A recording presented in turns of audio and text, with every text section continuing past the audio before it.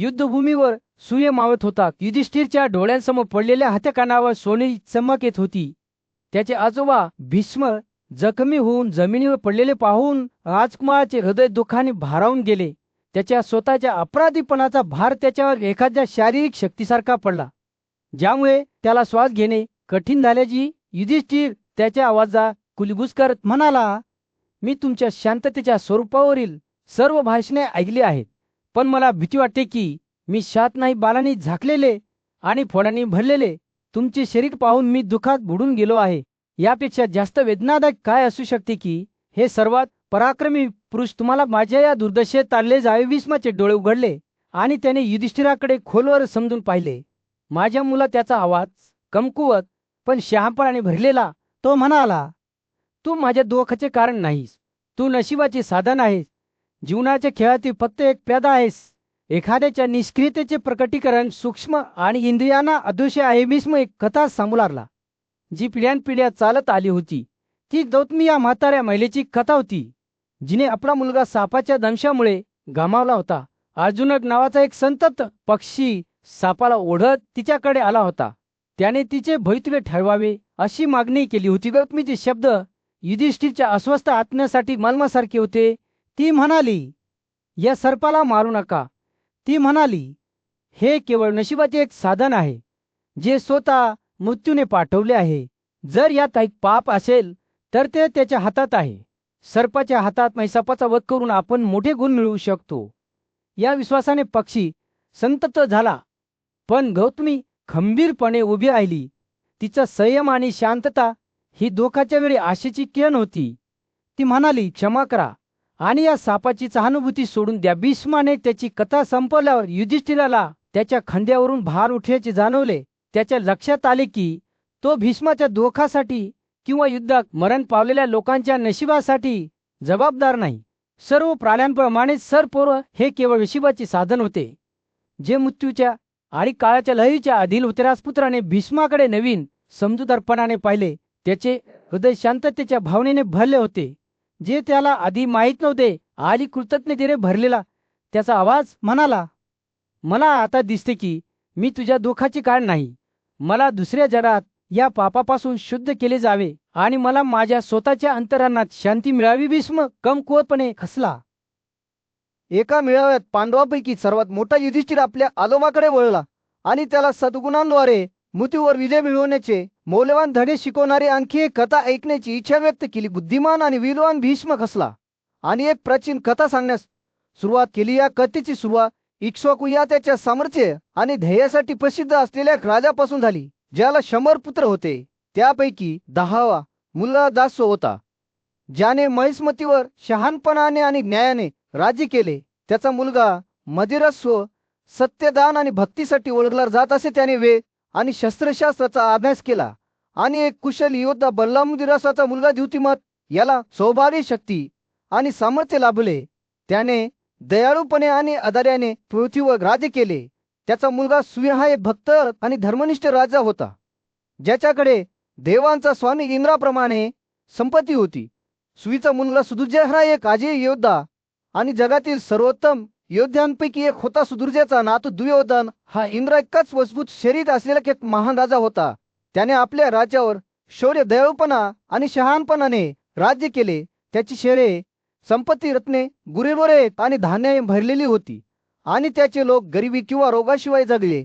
दुर्योधन यज्ञ करीत असे. स्वनियंत्रित, बुद्धिमान आणि ब्राह्मण आणि सत्यासाठी समर्पित होते. राजाला सुदर्शन नावाची एक सुंदर मुलगी होती, जी पौर्णिमे इतकी सुंदर होती.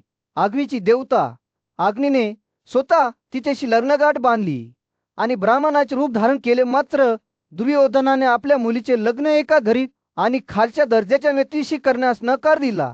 अग्नी नाराज होऊन यज्ञातून गायब झालेल्या राजाने अग्नीच्या बेपत्ता होण्याच्या कारणाचा तपास करण्यास ब्राह्मणांना सांगितले. ब्राह्मणांनी त्यांच्या बोलल्यावर अंकुश ठेवून अग्नीच्या देवाचे संरक्षण मागितले. अग्नी ऋतूतील सूर्याप्रमाणे चमकून त्यांच्यासमोर प्रकट झाला आणि म्हणाला की त्याने लग्नात सुदर्शनाचा हात मागितला आहे. दुर्योधनाने आनंदाने हे लग्न मान्य केले. त्याने अग्नीकडे एक वरदान मागितले, देव त्याच्या कुटुंबासमवेत कायम राहावा. अग्नीने स्वीकारले आणि सांगितले की तो महिष्मतीच्या राज्यात नेहमी उपस्थित राहील. राजाने आपली मुलगी अग्नीला दिली आणि देवाने तिला वैदिक विधीनुसार आपली वधू म्हणून स्वीकारले. अग्नी आणि सुदर्शन यांना सुदर्शन नावाचा मुलगा झाला. तो पौर्णिमेसारखा सुंदर होता आणि त्याला लहानपणापासूनच सर्वोच्च ब्रह्माचे ज्ञान होते. सुदर्शनाने राजा ओघवची मुलगी ओघतीशी विवाह केला आणि ते कुरुक्षेत्रात राहिले. सुदर्शन प्राचीन काळात अजामेदा नावाच्या एका महान राजाने त्याच्या राज्यावर सद्गुण आणि शहाणपणाने राज्य केले. तो अनेक यज्ञ करण्यासाठी ओळखला जात असे आणि सर्वोत्तम सद्गुणी पुरुषांपैकी एक म्हणून सर्वांकडून त्याचा आदर केला जात असे. त्याचा मुलगा राजा जानू त्याच्या महानतेसाठी तितकाच प्रसिद्ध होता. या थोर राजकुमाराची मुलगी गंगा पृथ्वीवरील इतर कोणाहीपेक्षा सुंदर नव्हती. गंगेचा भाऊ सिंधुदीप हा एक पराक्रमी राजा होता, ज्याला अनेक पुत्र होते, ज्यात महान शाही ऋषी वल्कस्वाही होते. वल्कस्वाचा मुलगा वल्लभ हा स्वतः धर्माचा दुसरा अवतार मानला जात असे. त्याचा मुलगा कुशिका त्याच्या वैभवाने आणि सद्गुणाने हजार डोळ्यांच्या इंद्रासारखा चमकला. या उदात्त वंशाचा वंशज राजा गादी देवतांप्रती प्रचंड भक्ती असूनही अपत्यय होता. त्याला मुलगा व्हावा या आशेने त्याने जंगलातील आशीर्वाद मागितले आणि तो वाळवंटात राहत असताना त्याला एक मुलगी झाली. तिचे नाव सत्यवती ठेवण्यात आले आणि ती पहाटे ती सुंदर होती. भृगु वंशातील एक प्रसिद्ध ऋषी ऋचिकाने सत्यवतीच्या सौंदर्याबद्दल ऐकले आणि तिच्याशी विवाहासाठी हात मागितला. तथापि राजा गादीने आपल्या गरिबीमुळे ऋचिकाला आपल्या मुलीसाठी योग्य मानले नाही. तरीही जेव्हा ऋचिकाने एक डोळा मागितला तेव्हा राजाने एक असामान्य विनंती केली. त्याला वाऱ्यासारखे वेगवान आणि चंद्रासारखे चमकणारे प्रत्येकी एक कानकाय असलेले 1000 घोडे हवे होते. ऋचिकाने सत्यवतीचा हात जिंकण्याचा निर्धार केला आणि वरुण देवाकडे विनवणी केली. त्याने त्याला घोडे दिले. हे भव्य घोडे कन्याकुब्जाजवळील गंगेच्या पाण्यातून उगम पावले. हे ठिकाण या चमत्कारिक घटनेमुळे सदैव अश्वतीर्थ म्हणून ओळखले जाईल. ऋचिकाने हे घोडे गादीला दिले आणि त्या बदल्यात त्याने सत्यवतीशी लग्न केले. ऋचिका सारख्या ब्राह्मण बशीशी लग्न झाल्याचे पाहून राजकुमारीला खूप आनंद झाला. मात्र तिची आई गंगाला त्यांच्या कुटुंबाच्या भविष्याबद्दल इतर इच्छा होते. तिने सत्यवतीला ऋचिकाकडून एक वरदान घेण्यास सांगितले, या आशेने की तो तिला एका मुलाला जन्म देईल. सत्यवतीच्या भक्तीमुळे प्रसन्न झालेल्या ऋचिकाने तिला आश्वासन दिले की ती लवकरच एका सद्गुणी मुलाला जन्म देईल. त्याने असेही भाकीत केले की सत्यवती स्वतः एक पराक्रमी आणि गौरवशाली पुत्राला जन्म देईल, जो त्याची वंशावळ कायम ठेवेल. हे साध्य करण्यासाठी ऋचिकाने त्यांना त्यांच्या हंगामात अनुक्रमे पिंपळाच्या झाडाला आणि अंजिराच्या झाडाला मिठी मारून स्नान करण्याची आणि स्तोत्रांनी अर्पण केलेल्या यज्ञात भाग घेण्याची सूचना केली. सत्यवतीच्या आईने तिच्या मुलीला त्यांच्यापैकी प्रत्येकासाठी नेमून दिलेल्या चारूची बलिदानाची अदलाबदल करण्यास भाग पाडले. सत्यवतीने तिच्या आईसाठी असलेली ती घेतली, तर तिच्या आईने तिच्यासाठी असलेली ती घेतली. तथापि ऋचिकाला लवकरच कळले. युधिष्ठिरासमोर भीष्माने एक प्राचीन आख्यायिका सांगण्यास सुरुवात केली, जी करुणेचे गुण आणि भक्त पुरुषांची वैशिष्ट्ये स्पष्ट करेल. कथा एका विशाल जंगलात उलगडली, जिथे विषारी बाणांनी सज्ज असलेला एक पक्षी काळविटांच्या शोधात निघाला होता. जेव्हा तो त्यांचा पाठलाग करत होता तेव्हा त्याच्या बाणाने त्याची खून गमावली आणि त्याऐवजी एका शक्तिशाली झाडाला छेदले. विषारी डार्टमुळे जखमी झालेले झाड, पाने आणि फळे गळून पडू लागले. वर्षानुवर्षे झाडाला आपले घर बनवणाऱ्या एका पोपटाने उपासमा आणि धुरखाच्या सापाखालीही बाहेर पडण्यास नकार दिला. हे दृश्य पाहून इंद्राला त्या पोपटाने घेतलेल्या विलक्षण संकल्पाने आणि दयाळूपणे आश्चर्य वाटले. ब्राह्मणाचे रूप धारण करून इंद्र पृथ्वीवर उतरला आणि पोपटाजवळ गेला. हे शुक तो म्हणाला, दक्षची नात तुला तिची संतती म्हणून मिळाल्याने आशीर्वादित झाली आहे. मी तुला विचारतो, तू हा वाळलेला वृक्ष का सोडत नाहीस? इंद्रची दैवी उपस्थिती ओळखून पोपट सदेने झुकला. मी माझ्या कठोर तपश्चर्येच्या गुणवत्तेमुळे तुम्हाला ओळखले आहे. शुकाने नम्रपणे उत्तर दिले. इंद्र खुश झाला आणि त्याने पोपटच्या शहाणपणाची प्रशंसा केली. तरीही त्याने शुकच्या झाडावरील प्रेमाचे कारण विचारले. हे झाड वाळले आहे, पाने किंवा फळे नसलेले आहे आणि पक्ष्यांना आश्रय देण्यास अयोग्य आहे. इंद्र म्हणाला, तुम्ही त्याला का चिकटून आहात? या जंगलात इतर अनेक सुंदर झाडे आहेत, जी तुम्ही मुक्तपणे निवडू शकता. सुकाने दीर्घ श्वास घेतला आणि दोखाने उत्तर दिले, हे सचीची पत्नी आणि देवाचे प्रमुख देवतांचे नियम नेहमीच पाळले पाहिजेत. मी माझ्या कुत्यामागील कान स्पष्ट करेल. या झाडामध्ये माझा जन्म झाला आणि येथे मी माझ्या चारित्र्याची सर्व चांगली वैशिष्ट्ये मिळवली. यामुळे मला बालपणात माझ्या शत्रूंपासून संरक्षण मिळाले. हे पापरहित व्यक्ती, तू माझ्या आयुष्यातील वर्तनाच्या तत्वाशी छेडछाड का करतोस? दयाळूपणा ही चांगल्या लोकांमधील सद्गुणाची मोठी परिचय आहे आणि ही दयाळू आणि मानवी भावना सद्गुणांसाठी चिरंतन आनंदाचा स्रोत आहे. इंद्राला शुकच्या सद्गुणी शब्दांनी आनंद झाला आणि तो म्हणाला, तुझ्या मानवीय आणि दयाळू स्वभावामुळे मी संतुष्ट आहे. तू मला काही वरदान मागतोस का? पोपटाला वरदान हवे होते आणि तो म्हणाला, या झाडाला पुन्हा जिवंत करू दे. इंद्राने प्रसन्न होऊन झाडावर लगेच अमृत शिंपडवले. झाडाला पुन्हा जिवंत केले. शुकाने केलेल्या तपश्चर्येमुळे त्याला उत्कृष्ट भरत प्राप्त झाली आणि पोपटाला त्याच्या आयुष्याच्या शेवटी इंद्रची साथ मिळाली. अशा प्रकारे भीष्माने निष्कर्ष काढला की ज्याप्रमाणे पोपटाबाबतच्या सहवासातून झाड मरण पावले, त्याचप्रमाणे लोक त्यांच्या इच्छेच्या सर्व गोष्टी धर्मनिष्ठाशी संवाद साधून आणि सहवासाने प्राप्त करतात.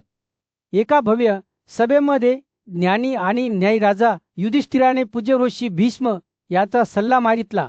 जिज्ञासू मनासह आणि ज्ञानाची आहान घेऊन त्याने विचारले, कोणता अधिक शक्तिशाली आहे, परिश्रम किंवा नीती? या शाश्वत प्रश्नावर प्रकाश टाकणारी एक प्राचीन कथा सांगण्यास सुरुवात करत असताना भीष्माचे डोळे शहाणपणाने चमकले. तो वशिष्ठ या पूज्य ऋषीबद्दल बोलला, ज्याने एकदा विश्वाचा निर्माता ब्रह्माकडे मार्गदर्शन मागितले होते. विशिष्ट आणि ब्रह्मा एका झाडाखाली बसून निसर्गाच्या शांत आवाजांनी वेढलेले होते. ते सखोल संभाषण करत असताना फुलांच्या गोड सुगंधाने हवा भरून गेली होती. वशिष्ठाने विचारले, हे पराक्रमी ब्रह्मा, आपल्या कृतींचा शोध काय आहे? आपण या जीवनात जमा केलेले कर्म आहे की आपले नशीब घरगुती? ब्रह्मदेवाची प्रतिक्रिया उन्हाळ्याच्या दिवशीच्या सौम्य वाऱ्यासारखी होती, सुखदायक आणि तेजस्वी. तो म्हणाला, बियाण्यांशिवाय काहीही अस्तित्वात येत नाही. माती नांगरली जाऊ शकते, परंतु बियाण्यांशिवाय ती नापीक राहते.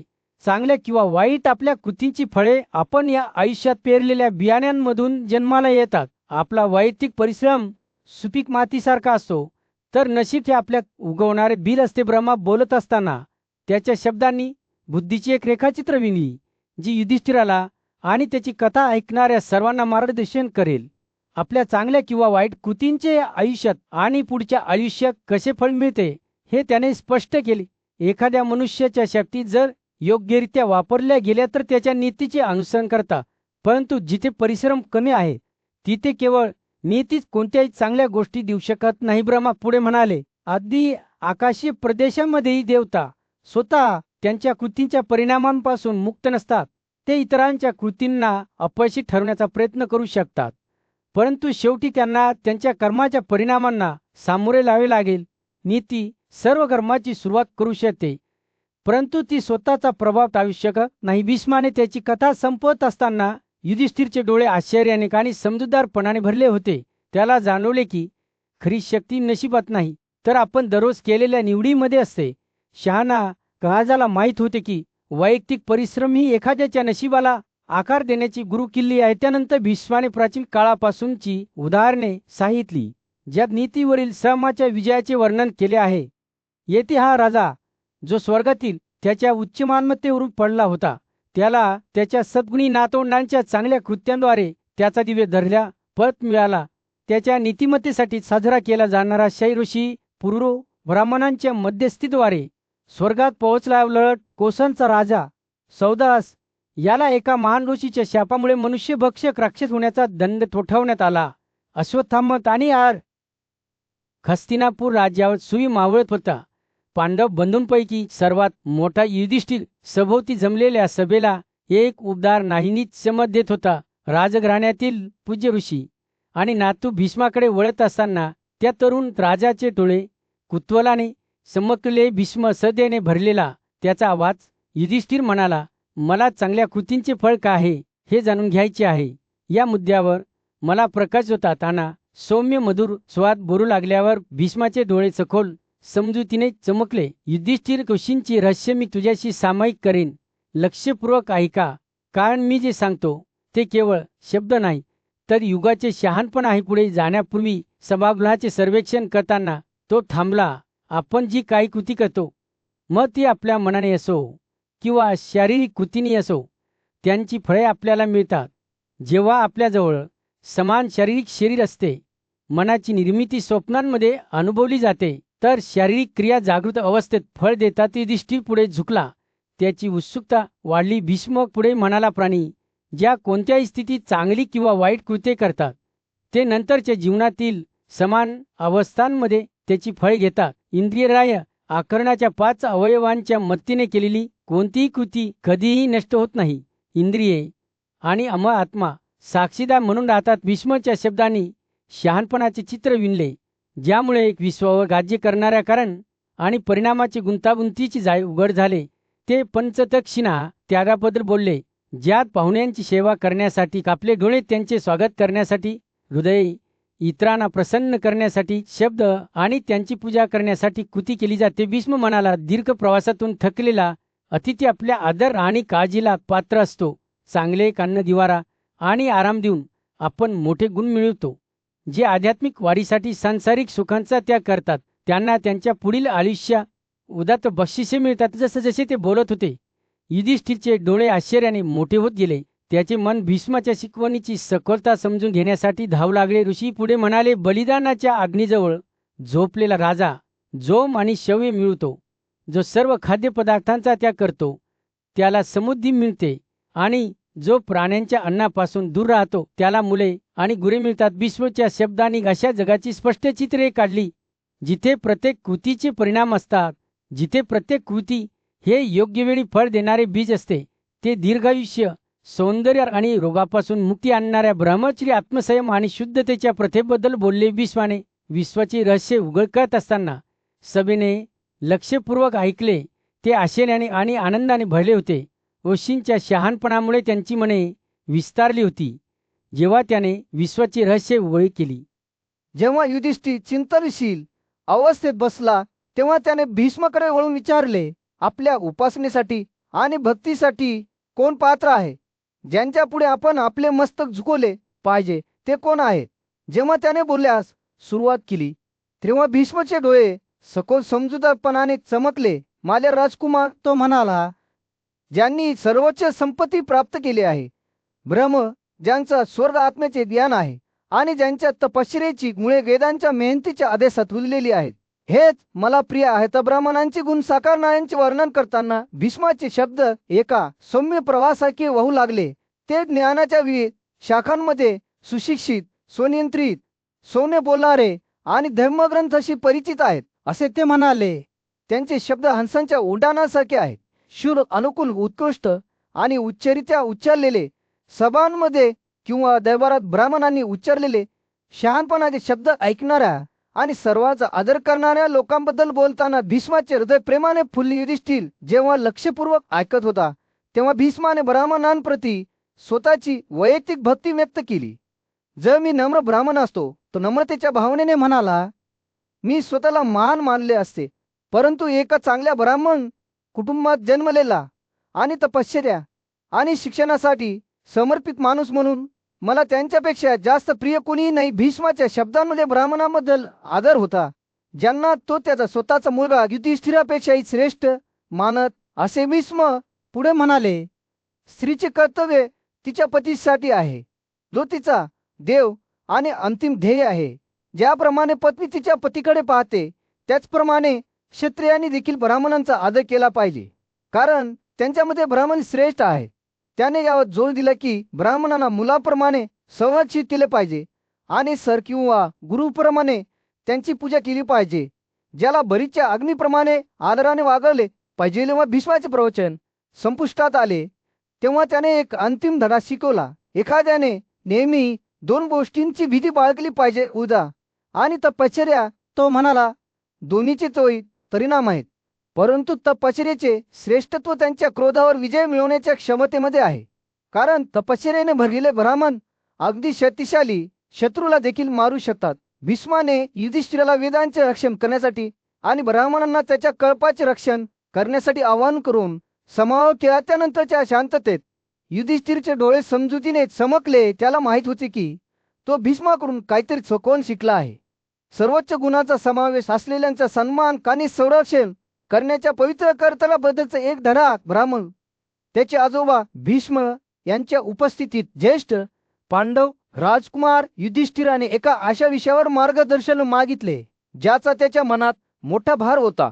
आजोबा, तो म्हणाला, मी अनेकदा असे लोक पाहिले आहेत जे ब्राह्मणाला भेटवस्तू देण्याचे वचन देतात पण तसे करण्यात अपयशी ठरतात. त्यांचे काय होते मला सांगा. हे पूजे या संदर्भात काय कर्तव्य आहे? भीष्म जेव्हा बोलू लागला तेव्हा त्याचे डोळे शहाणपणाने चमकले. जे लोक वचन मोडतात आणि देऊ शकत नाहीत, भेट किती छोटी किंवा मोठी असली तरी त्यांचे नशीब इतरांपेक्षा वाईट असते. तो थांबला, त्याचा आवाज उदास झाला. त्यांच्या अशा संतती शोधणाऱ्या नपुंसकाच्या अपेक्षाप्रमाणे कोरड्या पडतात आणि निष्फळ ठरतात. त्यांची सर्व चांगली कामे दान भेटवस्तू आणि तपश्चर्या शून्य होतात. युधिष्ठिराची उत्सुकता वाढली आणि तो आणखी जाणून घेण्यासाठी उत्सुक होऊन पुढे झुकला. भीष्म पुढे म्हणाले, शास्त्रातील विद्वान सहमत आहेत की अशा व्यक्तीला काळ्या कानांचे 1000 घोडे देऊनच शुद्ध केले जाऊ शकते. त्यानंतर त्याने कोणाक आणि एक वानर यांची एक प्राचीन कथा सांगितली. जे 2 मित्र भूतकाळात मानव म्हणून जगले होते. कथा अशी होती की एका ब्राह्मणाला भेट देण्याचे वचन दिलेल्या परंतु तसे करण्यात अपयशी ठरलेल्या कोकिळाला आता स्मशानभूमी खुदलेल्या प्राण्यांचे मृतदेह खाण्यास भाग पाडले गेले. वानर जो मनुष्य म्हणूनही जगला होता त्याने त्यांची पूर्वीची मैत्री आठवली आणि कोक्याला त्याच्या भवितव्याबद्दल विचारले, तू कोणते भयंकर पाप केलेस? वानराने विचारले की तुला अशा तिरस्काराचे भाडे खायला सरकवला. उत्तरला, मी देण्याचे वचन दिले होते पण दिले नाही. त्या पापामुळेच मी या वाईट अस्तित्वामध्ये पडलो आहे.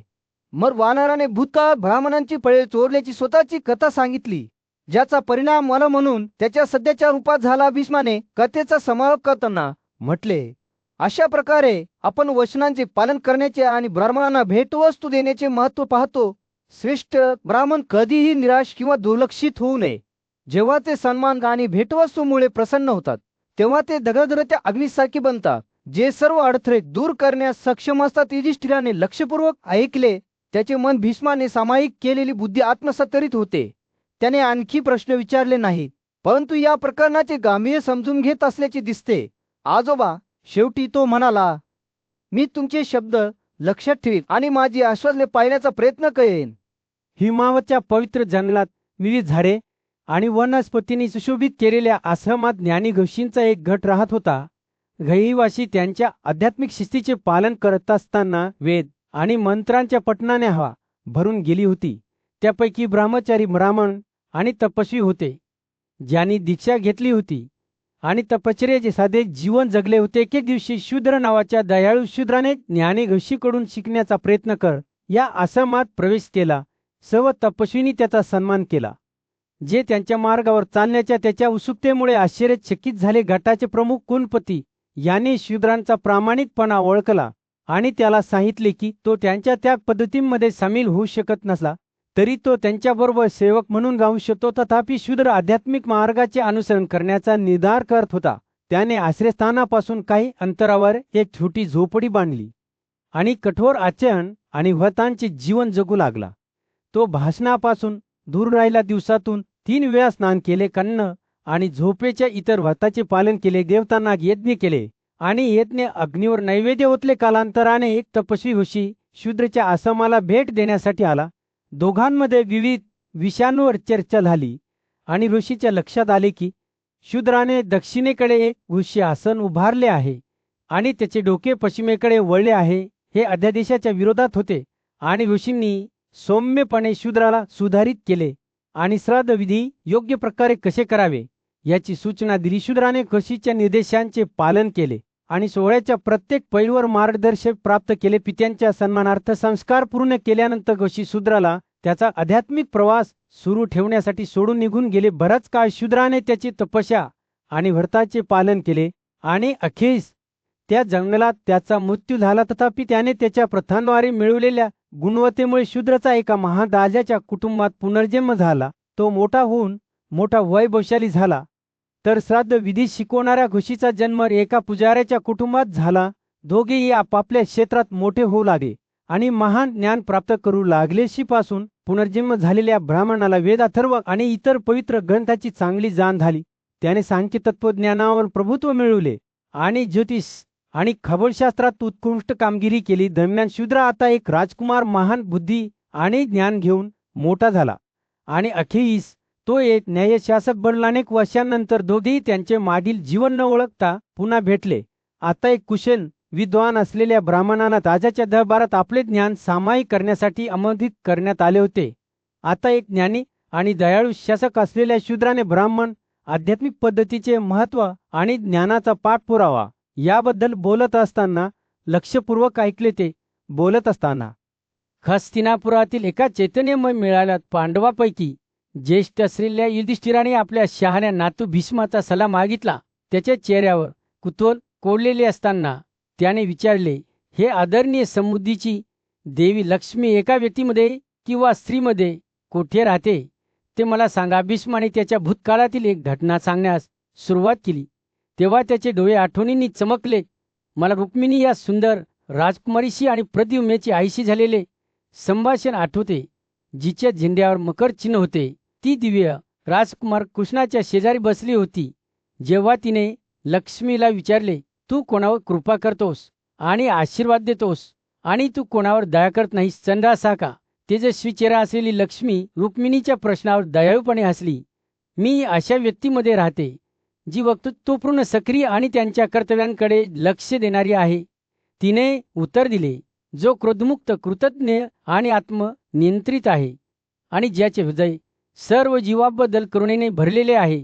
मी निष्काळजी अविश्वासू किंवा कामुक लोकांमध्ये राहत नाही, किंवा जे कठोर शब्द वापरतात, चोरी करतात किंवा त्यांच्या वडीलधाऱ्यांबद्दल द्वेष बाळगतात त्यांच्यातही मी राहत नाही. लक्ष्मीचे शब्द ऐकून रुक्मिणीचे डोळे मोठे झाले. आणि स्त्रियांचे काय? तिने विचारले, त्यांच्यापैकी कोणास तुम्ही तुमच्या उपस्थितीने आशीर्वाद देता? लक्ष्मीचे स्मित मोठे होत गेले. मी अशा स्त्रियांमध्ये राहतो ज्या सत्य आणि प्रामाणिकपणासाठी समर्पित असतात, जे देवतांची पूजा करतात आणि त्यांच्या घरगुती जबाबदाऱ्या काळजीपूर्वक पार पाडतात. मी त्या स्त्रियांमध्ये देखील राहतो ज्या सत्यवादी, सुंदर आणि सर्व सद्गुणांचा आशीर्वाद असलेल्या असतात. परंतु मी त्या स्त्रियांना टाळतो ज्या अशुद्ध किंवा वाद आणि भांडणे आवडतात. लक्ष्मी बोलत असताना भीष्मचे डोळे दूरवर टक लावून पाहत होते. त्याने तिची उपस्थिती विविध रूपात किती वेळा पाहिली होती ते आठवते.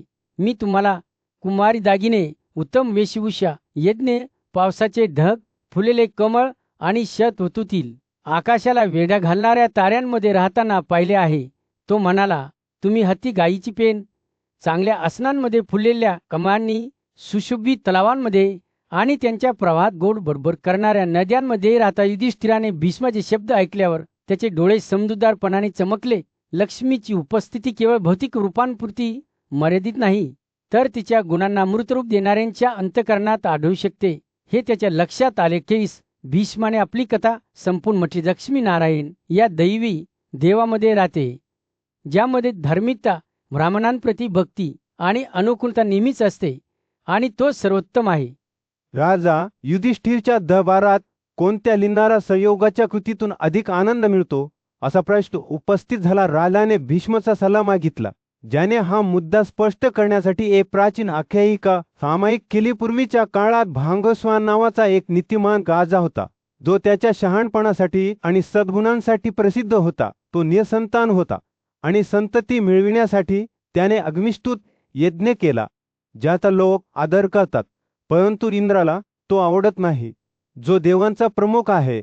इंद्राच्या नापसंतीनंतरही त्या यज्ञाने भागस्वानाला 100 पुत्र मिळवून दिले. एके दिवशी शिकार मोहिमेवर असताना भागस्वानाला इंद्राने आश्चर्यचकित केले आणि तो एका घनदाट जंगलात आपला मार्ग गमावला. तहान आणि उपासमारीने त्रस्त होऊन तो एका सुंदर तलावावर कडकडला आणि शुद्धीकरणासाठी त्याच्या पाण्यात बुडाला. त्याला आश्चर्य वाटले की त्याने स्वतःला एका स्त्रीमध्ये रूपांतरित केलेला आणि गोंधळाने भारावून गेलेल्या भागस्वानाला त्याच्या रूपातील बदल समजून घेण्यासाठी संघर्ष करावा लागला. तो आपल्या राजधानीत कसा परतेल, आपल्या राज्याची काळजी घेईल आणि आपल्या मुलांना, पत्नींना आणि प्रजेला त्याचे परिवर्तन कसे समजावून सांगेल याबद्दल त्याला आश्चर्य वाटले. एक स्त्री म्हणून त्याला पुन्हा घोड्यावर चढण्याबद्दल असुरक्षित आणि अनिश्चित वाटले. भागस्वान आपल्या राजधानीत परतला, जिथे त्याच्या बदललेल्या अवस्थेने त्याला पाहणाऱ्या सर्वांना आश्चर्यचकित केले. आपल्या जोडीदारांना, सल्लागारांना आणि मुलांना बोलावून त्याने त्यांना राज्याची काळजी सोपवली आणि सांगितले की तो जंगलात निवृत्त होणार आहे. तेथे एका तपस्वी निवाऱ्यात त्याने स्त्री म्हणून शक्कानुशक्के मुलांना जन्म दिला. आपल्या राजधानीत परतल्यावर भांगस्वानाने आपल्या नवीन मुलांची त्याच्या मूळ संततीशी ओळख करून दिली. त्यांना राज्य वाटून घेण्याचे आणि भाऊ म्हणून एकत्र राज्य करण्याचे आवाहन केले.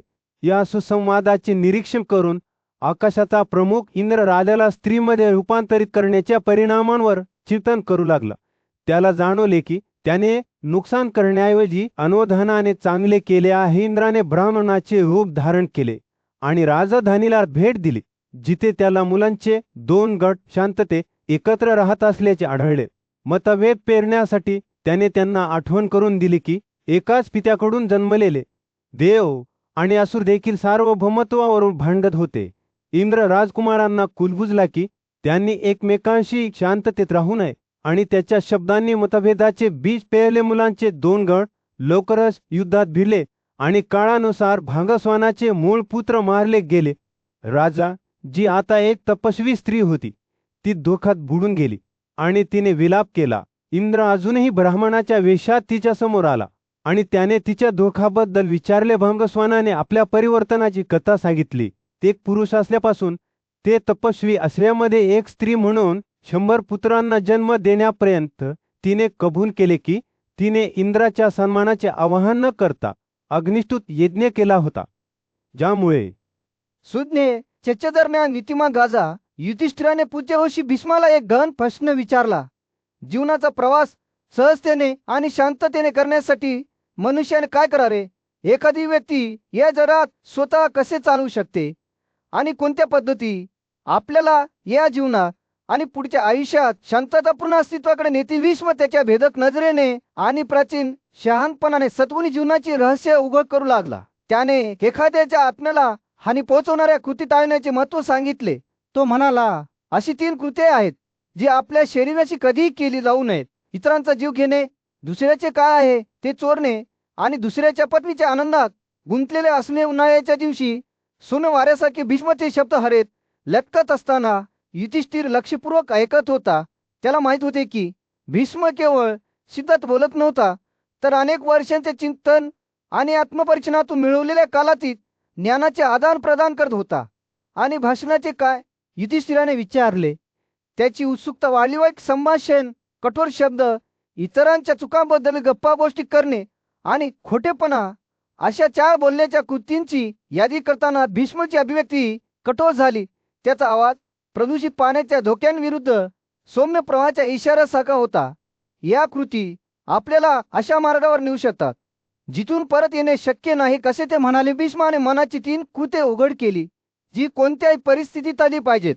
ती म्हणजे इतरांच्या मालकीची गोष्ट मोहात पाडणे, इतरांना हानी पोहोचवणे आणि वेदांमधील पवित्र शिकवण नाकारणे. या शब्दांच्या वजनामुळे हवा भारावून गेली, जणू काही भीमाच्या शहाणपणामुळे वास्तविकतेचे स्वरूपच बदलत आहे. दीर्घ श्वास घेत युधिष्ठिराने विचारले, या मार्गाचे अनुसरण करणाऱ्यासाठी पुढे काय आहे? भीष्मचे डोळे रात्रीच्या आकाशात ताऱ्यासारखे चमकले आणि त्याने उत्तर दिले, चांगले आणि वाईट कृत्य केल्याने त्याचे परिणाम निश्चितपणे मिळतील. यापेक्षा अधिक निश्चित काही असू शकत नाही. त्याचे शब्द हरे टांगलेले होते. प्रत्येक कृतीचा आपल्या जीवनावर आणि इतरांच्या जीवनावर परिणाम होतो याची आठवण करून देणारी. जसा सूर्य मावळू लागला, निसर्गावर एक उबदार नारिंगी चमक ओसरू लागली, तसंच युधिष्ठिराला आपल्यावर स्पष्टतेची भावना ओसरू लागली. त्याला माहित होते की त्याला एक मौल्यवान भेट देण्यात आली आहे.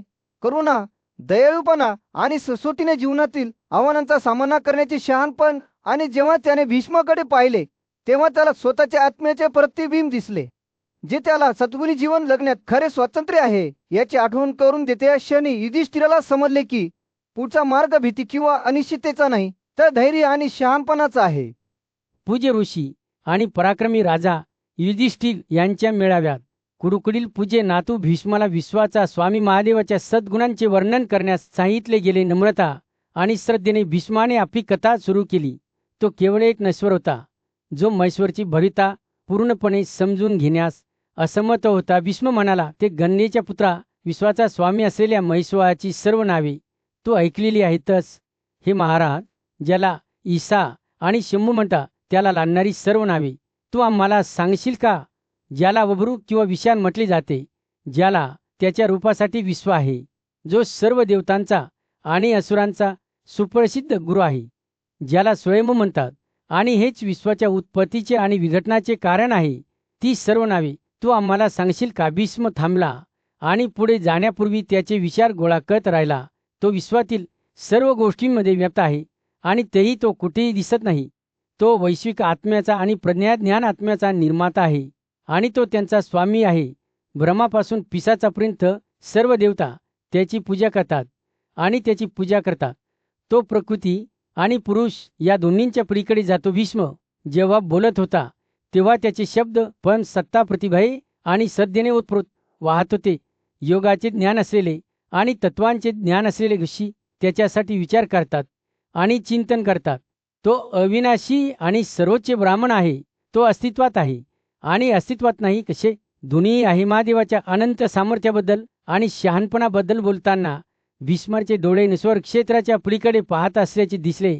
निसर्ग आणि पुरुष या दोघांनाही त्याच्या ऊर्जेद्वारे उत्तेजित करून त्याने त्यातून सृष्टीचा सार्वभौम स्वामी म्हणजे ब्रह्माची निर्मिती केली. त्या देवांच्या देवाचे गुण सांगण्यास सक्षम असा कोण आहे, जो सर्वोच्च बुद्धीने संपन्न आहे? भीष्माच्या शब्दांनी मंत्रमुग्ध होऊन सभाशात झाली. जणू काही त्यांना वेळ आणि अवकाश यांच्या पलीकडच्या एका प्रदेशात नेले गेले, जिथे महेश्वराच्या वैभवाने सर्वोच्च राज्य केले. वासुदेव महान भगवान कृष्ण आपल्या आसनावरून उठला. त्याचे डोळे भक्तीने चमकले.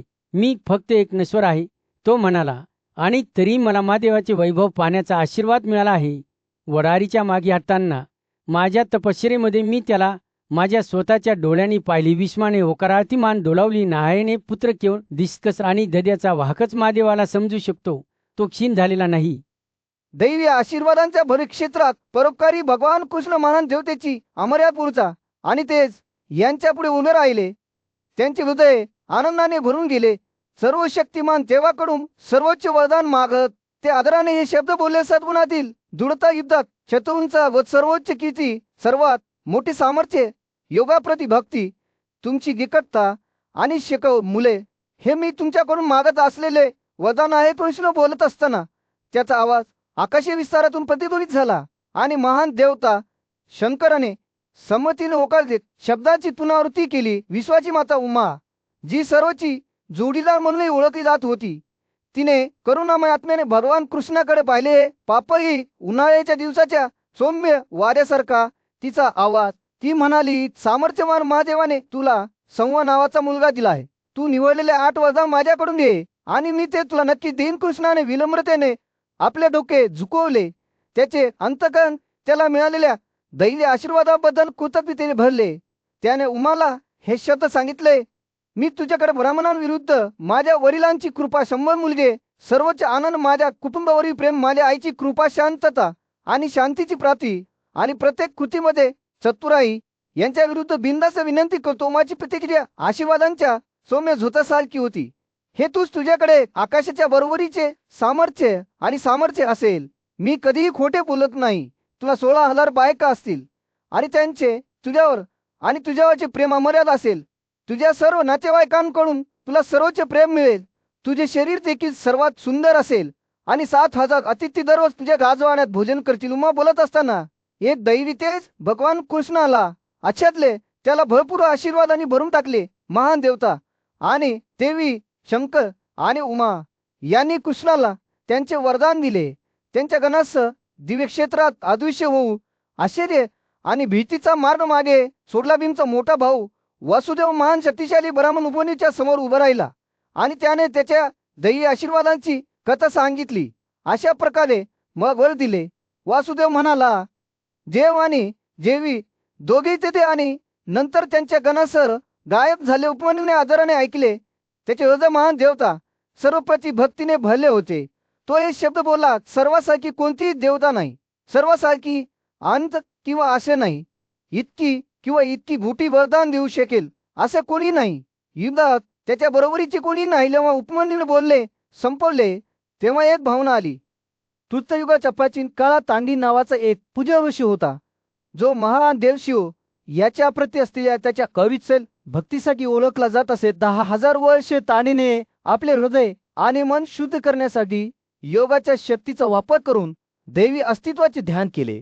त्याचे समर्पण इतके तीव्र होते की त्याने शेवटी परमात्मेचे लक्ष वेधून घेतले. के दिवशी तांडी चिंतनशील अवस्थेत बसला तेव्हा त्याला अचानक त्याच्या पुढे शिवाचे भव्य रूप दिसले.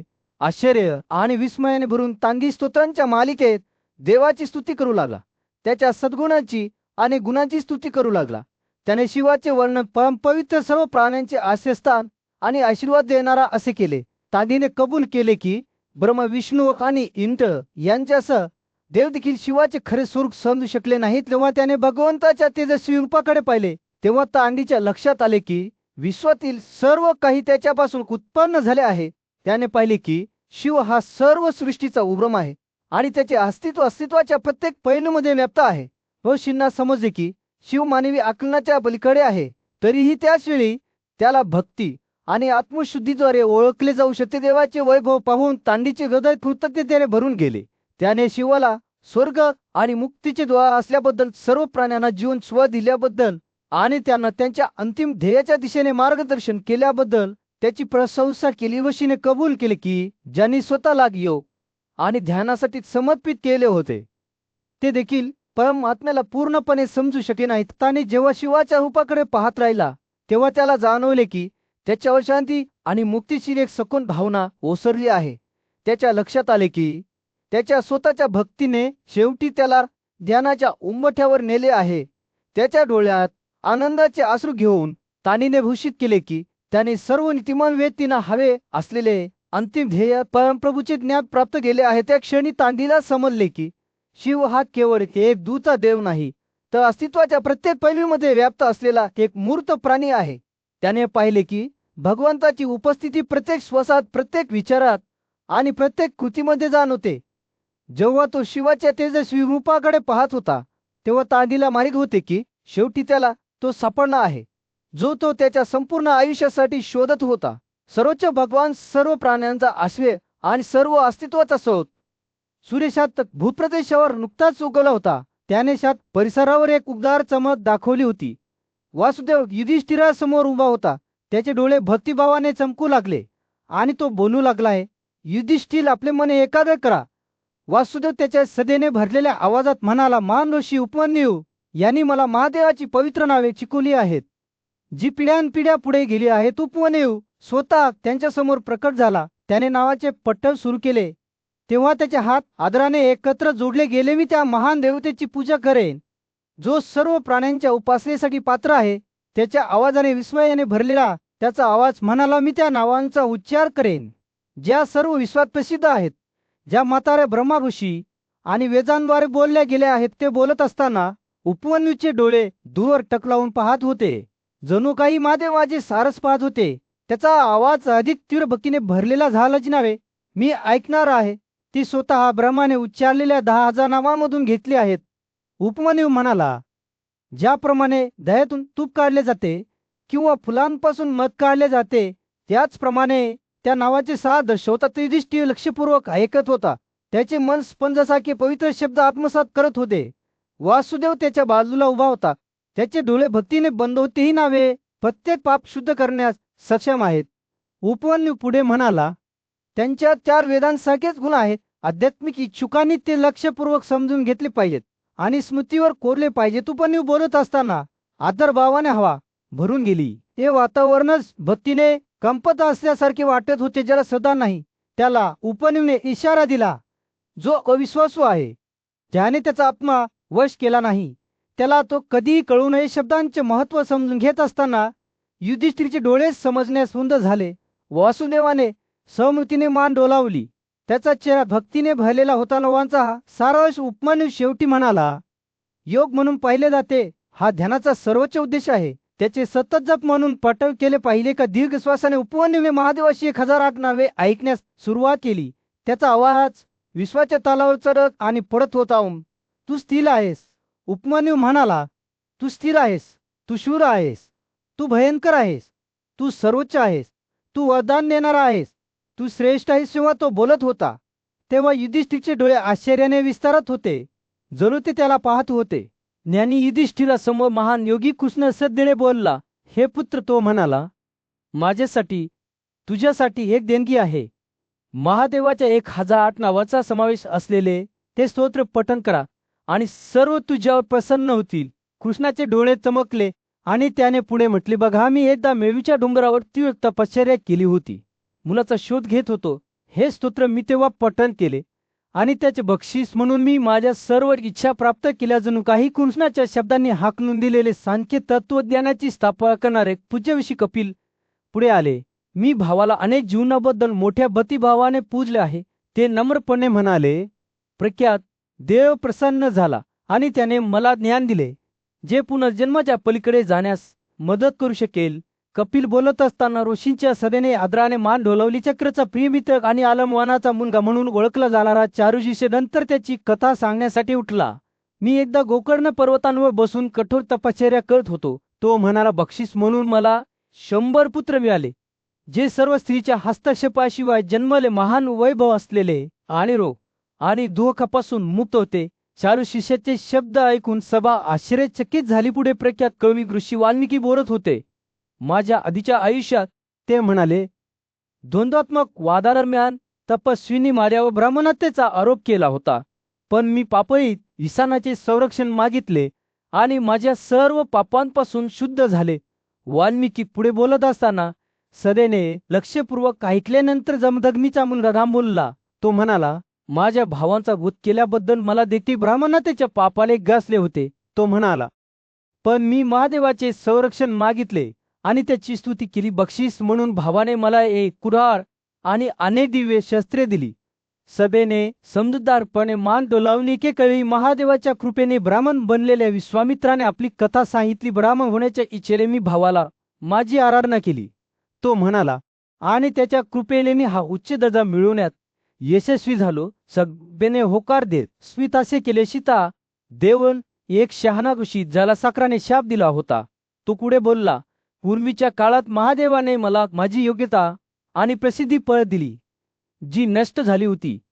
तो म्हणाला, असिता देवल पुढे जात असताना सभेने सहानुभूतीपूर्वक मान डोलावली. त्यानंतर सकचा प्रिय मित्र ढित्सामुदा याने त्याची कहाणी सांगितली. साकराने माझा साखरपुडा केला होता. एका चैतन्यदायी चर्चेदरम्यान पांडव बंधूपैकी ज्येष्ठ असलेल्या युधिष्ठिराने त्याचे आजोबा भीष्म यांना विवाहातील संयुक्त कर्तव्ये या संकल्पनेबाबत स्पष्टता मागण्यासाठी एक प्रश्न विचारला. त्यांना आश्चर्य वाटले की ही कल्पना महान ऋषींच्या शिकवणीमध्ये रुजलेली आहे का, किंवा ती धार्मिक हेतूंसाठी संतती निर्माण करण्याच्या कर्तव्याशी संबंधित आहे का, किंवा कदाचित केवळ संयोगातून मिळणारा आनंद आहे. युधिष्ठिरची जिज्ञासा लक्षात घेऊन भीष्माने प्राचीन काळापासून एक कथा सुरू केली. त्यात त्याच्या कठोर तपश्चर्येसाठी प्रसिद्ध असलेल्या अष्टावक्र या ऋषींची कथा सांगितली गेली, ज्याने ऋषी वदन्याची मुलगी सुंदर सुप्रभाशी लग्न करण्याचा प्रयत्न केला. अष्टावक्राच्या भक्तीची जाणीव असलेल्या ऋषीने त्याला पवित्र उत्तरेकडे प्रवास करण्यास सांगितले, जिथे त्याला आश्चर्यकारक दृश्ये दिसतील, आणि शेवटी सुप्रभाचा हात विवाहात घेण्याची परवानगी दिली जाईल. वदन्याला दिलेले वचन पूर्ण करण्याचा निर्धार करून अष्टावक्र बाहेर पडला. त्याने खजिन्याच्या देवाचे राज्य पार केले, भव्य हिमावत पर्वत ओलांडले आणि सिद्ध आणि चरणांनी वास्तव्य केलेल्या पठारावर पोहोचला. तेथे त्याला त्या पवित्र ठिकाणी राहणाऱ्या महादेव या महान देवाच्या सहकार्याने भरलेले एक राज्य दिसले. विविध वाद्यांच्या संगीताने आणि सोबत नाचणाऱ्यांच्या आनंदी हास्याने हवा भरून गेली होती. आपला प्रवास सुरू ठेवत अष्टावक्र आकाशासारख्या सुंदर निळ्या जंगलापर्यंत पोहोचला, जिथे त्याला श्रीसारखी दिसणारी एक आदरणीय तपस्वी स्त्री भेटली. त्याने तिची आदराने पूजा केली आणि वदन्याच्या भेटीकडे परतल्यावर सुप्रभाचा हात घेऊन लग्न करण्याची परवानगी देण्यात आली. भीष्माने कथा संपवल्यावर युधिष्ठिरची उत्सुकता आणखीच वाढली. त्याने लग्नातील संयुक्त कर्तव्यांचे खरे स्वरूप स्पष्ट करण्यासाठी त्याच्या आजोबांवर अधिक स्पष्टीकरणासाठी दबाव आणला.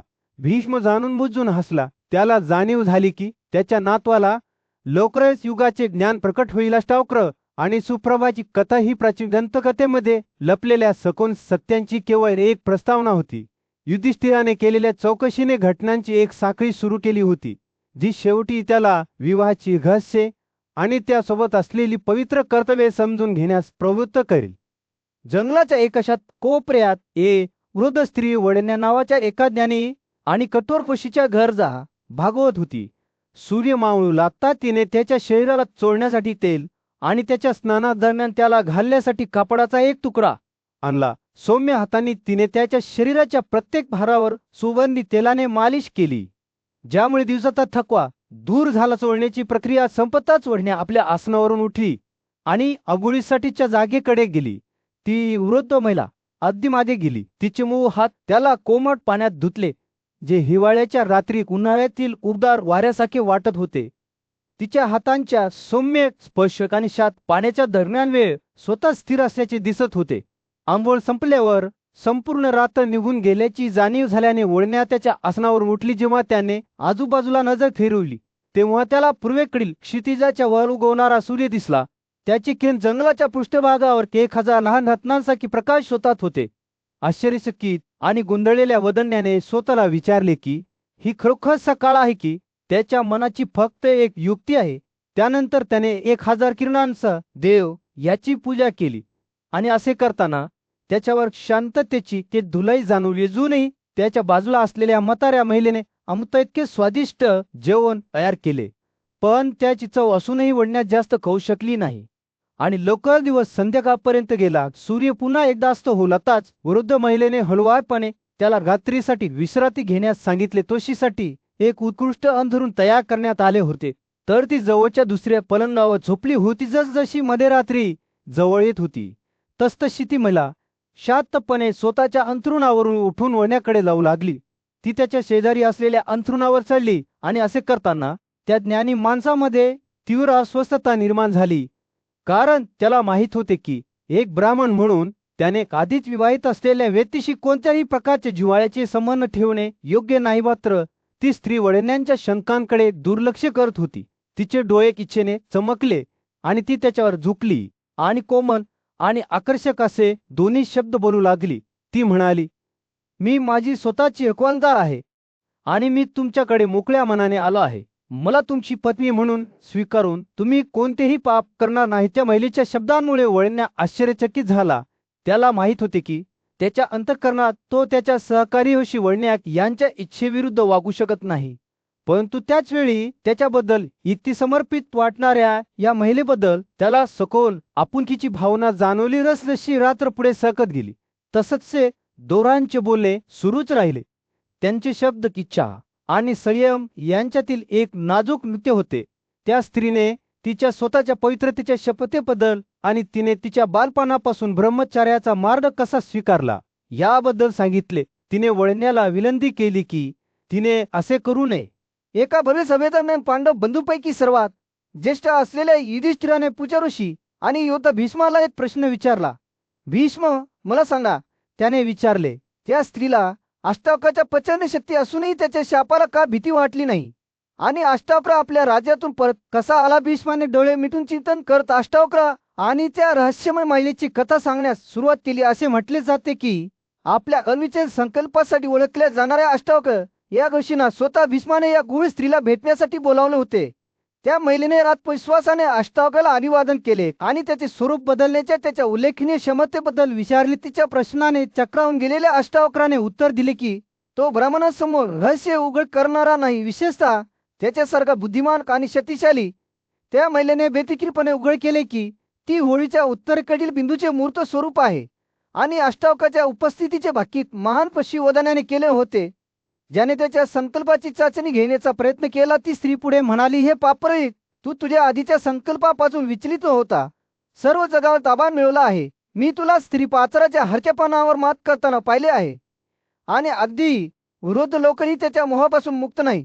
आजोबा आणि इंद्रासह सर्व देवता तुझ्यावर प्रसन्न झाले आहेत. अष्टावक्राने लक्षपूर्वक ऐकले. त्याच्या नजरात त्या महिलेच्या चेहऱ्याकडे खिळले. तिने त्याला विश्वाच्या मार्गांची शिकवण देण्याच्या तिच्या इच्छेबद्दल आणि वधण्याच्या इच्छेद्वारे तिने त्याला आधीच कसे ज्ञान दिले होते याबद्दल सांगितले.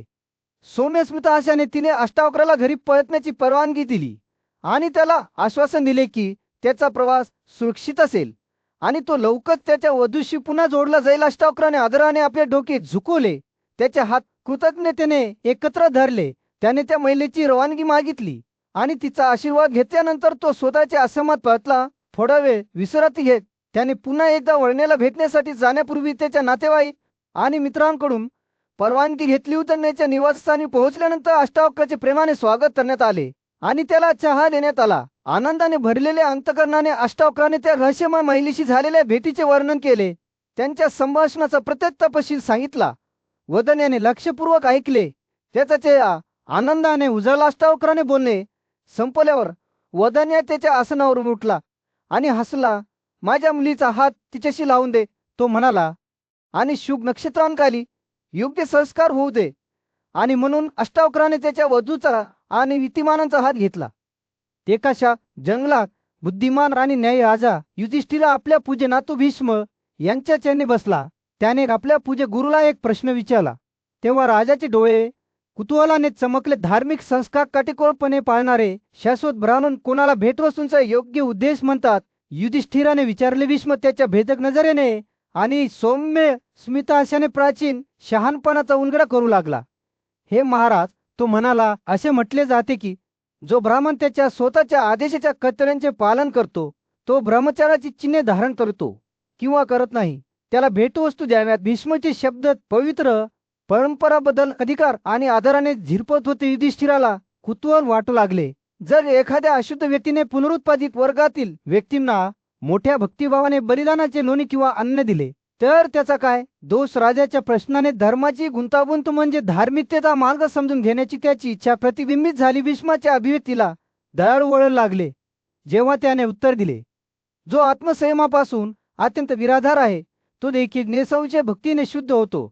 असा माणूस हे महान वैभवाच्या प्रत्येक कृतीच्या बाबतीत शुद्ध होतो. शहाण्या वृद्ध ऋषींचे शब्द राजाच्या आत्म्यासाठी मलमासारखे होते. त्यांचे संभाषण एका सौम्य प्रवाहासारखे वाहत असताना युधिष्ठिराने आणखी एक प्रश्न विचारला. असे म्हटले गेले आहे की देवतांचा संदर्भ असलेल्या कृतीमध्ये काम करू पाहणाऱ्या ब्राह्मणाची कधीही तपासणी केली जाऊ नये. तथापि विद्वान म्हणतात की पितरांशी संबंधित अशा कृत्यांच्या संदर्भात ज्या ब्राह्मणाचा वापर करण्याचा प्रयत्न केला जातो त्याची तपासणी केली पाहिजे. त्याने सूक्ष्म फरक स्पष्ट करताना भीष्मचे डोळे चमकले. राजा आपल्या पूज्य गुरुकडून मार्गदर्शन मागत पुढे सरसावला. युधिष्ठिराने विचारले, 5 योग्य व्यक्ती का मानल्या जातात? भीष्म हसला आणि हात हलवत त्याने पृथ्वी ऋषी, कश्यप, अग्नी आणि मार्कंडेयाला 4 पराक्रमी ऋषींचे मत मांडण्यास सुरुवात केली. जसं सूर्य क्षितिजाच्या खाली बुडत होता, जंगलावर एक उबदार नारिडी प्रकाश टाकत होता. युधिष्ठिरचे प्रश्न सुरूच होते. भीष्माने प्रत्येकाला शहाणपणाने आणि करुणेने उत्तरे दिली. अंधारात दीपस्तंभाप्रमाणे नीतिमत्तेचा मार्ग प्रकाशित केला. जेव्हा संध्याकाळी आकाशात तारे चमकू लागले तेव्हा युधिष्ठिराने सर्वोच्च प्रकारच्या शुद्धतेबद्दल विचारले. भीष्मचे डोळे सकोन समजुतीने चमकले आणि त्याने उत्तर दिले, ब्रह्मचार्यांपेक्षा मळ आणि मांसापासून दूर राहणे अधिक श्रेष्ठ आहे. मर्यादा पाळणे किंवा आत्मसंयम राखणे हे नीतिमत्व आहे, सर्वोत्तम. युधिष्ठिरासमोर जमलेल्या सभेवर एक उबदार नारिंगी प्रकाश टाकत सूर्य राज्यावर मावळत होता. तरुण राजाचे डोळे उत्सुकतेने चमकले जेव्हा तो त्याच्या नातू भीष्माकडे वळला आणि श्राद्धांच्या पवित्र विधींबद्दल मार्गदर्शन मागितले. युधिष्ठिर म्हणाला, हे आजोबा, मला सांगा, देवतांना आणि आपल्या पूर्वजांना स्पर्श करणाऱ्या कृत्यांद्वारे कोणते नियम लागू केले गेले आहेत? भेटवस्तू आणि अर्पण देऊन आपण त्यांचा सन्मान कसा करू? जेव्हा त्याने बोलण्यास सुरुवात केली तेव्हा भीष्मचे डोळे चमकले. माझ्या प्रिय नातू, देवतांशी किंवा आपल्या पूर्वजांशी संबंधित कोणतेही कार्य करण्यापूर्वी प्रथम स्नान आणि इतर विधींद्वारे स्वतःला शुद्ध केले पाहिजे. त्यानंतर दुपारी त्यांनी देवतांशी संबंधित सर्व कृत्ये काळजीपूर्वक आणि भक्तीने केली पाहिजे. तर सभागृहाचे शहाणपणाने निरीक्षण करत तो थांबला. पुरुषांना दिल्या जाणाऱ्या भेटवस्तू दुपारच्या वेळी प्रेमाने आणि आदराने दिल्या पाहिजेत, पण सावधगी बाळगा, कारण अकाली किंवा योग्य विधीशिवाय दिल्या जाणाऱ्या भेटवस्तू राक्षसांद्वारे स्वीकारल्या जातात. आपल्या चुकांचे पोषण करणारे दुष्ट आत्मे भीष्मच्या आवाजाने कठोर स्वर घेतला आणि तो पुढे म्हणाला, अशुद्धतेने कलंकित भेटवस्तू जसे की स्त्रियांना त्यांच्या अशुद्ध हंगामात दिसणारी भेटवस्तू गुण देत नाहीत, तसेच अनेक लोकांसमोर जाहीर केलेल्या किंवा शूद्र, कुत्रे किंवा इतर अशुद्ध प्राण्यांनी खाल्लेल्या भेटवस्तू देत नाहीत. युधिष्ठिर लक्षपूर्वक ऐकत होता. त्याच्या कपाळावर चिंता होती. भीष्माच्या शब्दांनी पवित्र विधींकडे दुर्लक्ष करण्याच्या परिणामांचे एक स्पष्ट चित्र रेखाटलेले अन्न आपण अर्पण करतो ते कलंकमुक्त असले पाहिजे. भीष्माने जोर देऊन सांगितले, जे गोम शब्द उच्चारण्यात अक्षम आहेत किंवा दुष्ट लोकांकडून खाल्ले जाऊ नये.